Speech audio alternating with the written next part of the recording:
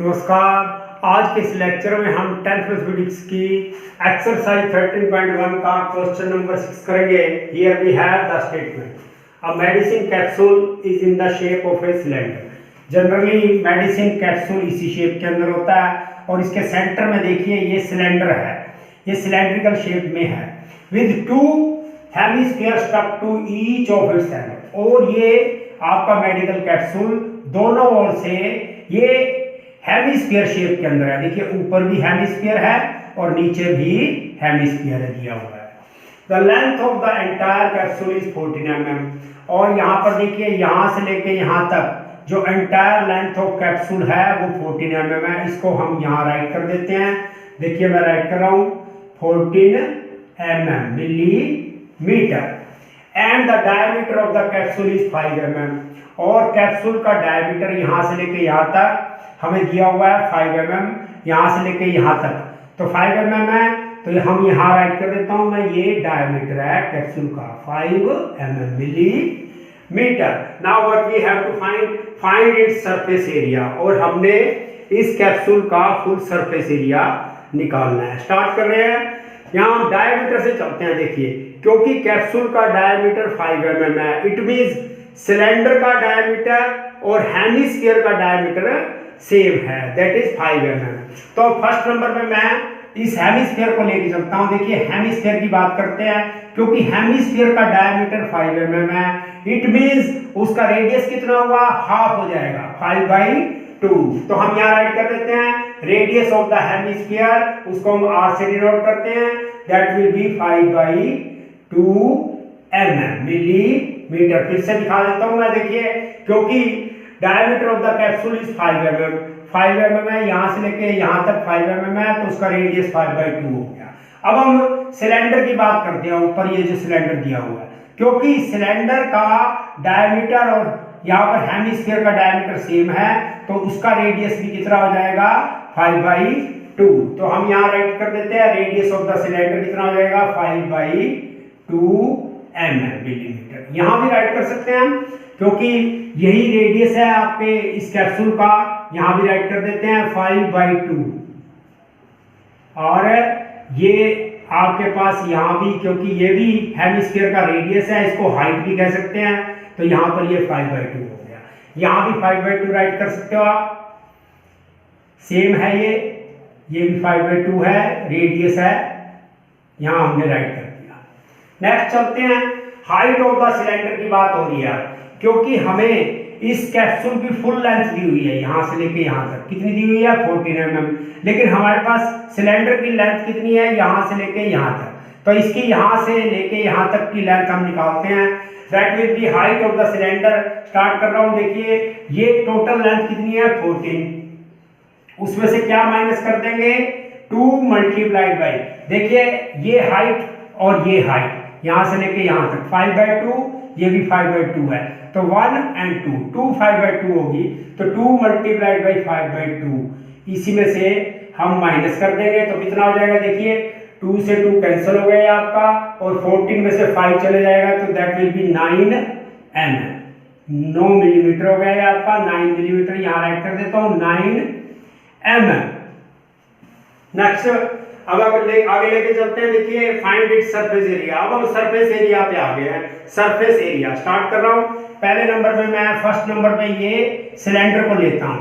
Cylinder का curve surface area यहां से लेके यहां तक, सिर्फ इतने एरिया की बात कर रहा हूं, तो इसका एरिया क्या हो जाएगा, यहां पे राइट कर देते हैं, सभी जानते हैं 2πr h, ये आपके सिलेंडर का कर्व सरफेस एरिया है। अब हम हेमिस्फीयर की बात करते हैं, यहां पर प्लस हेमिस्फीयर। फर्स्ट नंबर में ऊपर देखिए हेमिस्फीयर है, यहां से लेके यहां तक इसका एरिया कितना हो जाएगा, यहां पर ये भी कर्व सरफेस एरिया, ये क्या होता है 2πr², क्योंकि आपके पास फुल स्फीयर का एरिया कितना होता है 4πr², तो इसका कितना हो जाएगा यहां से लेके यहां तक 2πr²। और क्योंकि एक हेमिस्फीयर इधर है और एक इधर है, तो 2 हो गए, तो यहां पर मैं 2 से मल्टीप्लाई आप कर सकते हैं, 2 मल्टीप्लाइड बाई 2πr²। फिर से बता देता हूं 2πr² किसका एरिया है, यहां पर हेमिस्फीयर का। अब देखिए आगे चलते हैं, क्योंकि 2 यहाँ पर भी है, यहाँ पर भी है। 2 आप बाहर कॉमन ले सकते हैं, पाई भी है, इधर भी पाई है, पाई भी आप कॉमन ले लेंगे, आर भी आप कॉमन ले सकते हैं। तो आपके पास क्या बच जाएगा, देखिए यहाँ पर तो एच बच गया है, प्लस यहाँ पर देखिए एक 2 बच गया और एक आर यहाँ पर रह रहा है, तो आर भी आप ले लेंगे। तो आपके पास इस तरह से कैलकुलेशन हो जाएगी। आगे चलते हैं, इक्वल टू के नीचे इक्वल टू लगाया, 2 को आपने 2 ले लिया और पाई की वैल्यू सभी जानते हैं 22/7 multiplied by what is R, here we have 5/2, यहां पर राइट कर देंगे 5/2 क्योंकि दोनों की सेम है तो 5/2 आप ले लेंगे। एंड व्हाट इज एच, यहां पर देखिए हाइट ऑफ द सिलेंडर कितनी है, 9 है, तो आप 9 ले लेंगे, plus 2 multiplied by what is R, radius कितना है 5/2 है, सेम है, तो आप 5/2 यहां ले लेंगे इस तरह से।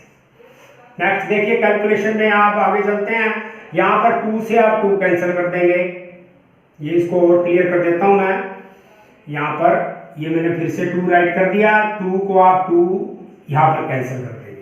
आगे चलते हैं, देखिए फिर से यहां पर भी 2 से 2 कैंसिल हो जाएगा, तो व्हाट इट विल बी, यहाँ पर फिर से लेके चलता हूँ आपको, 22 को 5 से आप मल्टीप्लाई कर दोगे तो आपके पास क्या आ जाएगा 110 हो जाएगा बाई 7 मल्टीप्लाइड बाई, इधर क्या बचा हुआ है देखिए, या 9 है प्लस 5 है, 9 एंड 5 कितना हो जाएगा आपके पास 14 हो जाएगा।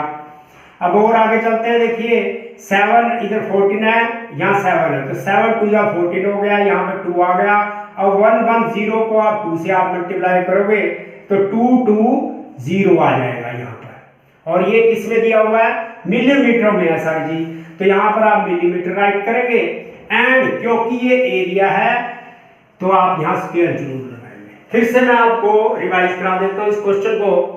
ये आपका सिलेंड्रिकल कैप्सूल है और बीच में ये सिलेंड्रिकल शेप में दिया हुआ है और ऊपर ये हेमिस्फीयर है और नीचे भी हेमिस्फीयर है। तो अभी देखिए कैसे स्टार्ट किया हमने, क्योंकि इन दोनों का डायमीटर सेम है, यहाँ पर हेमिस्फीयर और सिलेंडर का, तो कितना एरिया, यहाँ पर एरिया निकालने से पहले हम इसका रेडियस निकाल लेंगे। तो हेमिस्फीयर का रेडियस कितना हो जाएगा 5/2, क्योंकि डायमीटर 5 है तो रेडियस कितना हो गया 5/2, और सिलेंडर का रेडियस कितना आ जाएगा, that will be the same, ये भी सेम हो गया यहाँ पर। और हाइट कैसे निकालेंगे हम, एंटायर लेंथ में से 5/2 ये और 5/2 ये, तो वो हमने माइनस कर दिया, तो 9 mm किसकी लेंथ आ गई, यहाँ पर हमारे पास सिलेंडर की लेंथ आ गई है, हाइट आ गई है एक तरह से। और सरफेस एरिया कैसे निकालेंगे, देखिए फर्स्ट नंबर पे हम सिलेंडर को ले लेंगे। सिलेंडर का कर्व सरफेस एरिया 2πRh होता है, सभी जानते हैं, प्लस 2πr² किसका एरिया है, यहां से लेके यहां तक हेमिस्फीयर का एरिया, और कितने हेमिस्फीयर हैं, एक इधर है और एक इधर है, 2 हो गए, तो 2 से आप मल्टीप्लाई करोगे, इसमें से 2πr दोनों में से कॉमन ले लेंगे, यहां से भी और यहां से भी, यहां पर h बच जाएगा और यहां पे 2r बच जाएगा। अब हम वैल्यूज रख देंगे और इस तरह से कैलकुलेट करते हुए आपका 220 मिलीमीटर स्क्वायर आ जाएगा। तो इस तरह से वेरी इजी वे में ये डायग्राम और ये कैलकुलेशन आपको कहीं पे नहीं मिलेगी, तो इस तरह से वेरी इजी वे में आप क्वेश्चन का आंसर ले सकते हैं। इसके बाद हम नेक्स्ट क्वेश्चन करेंगे। Thank you.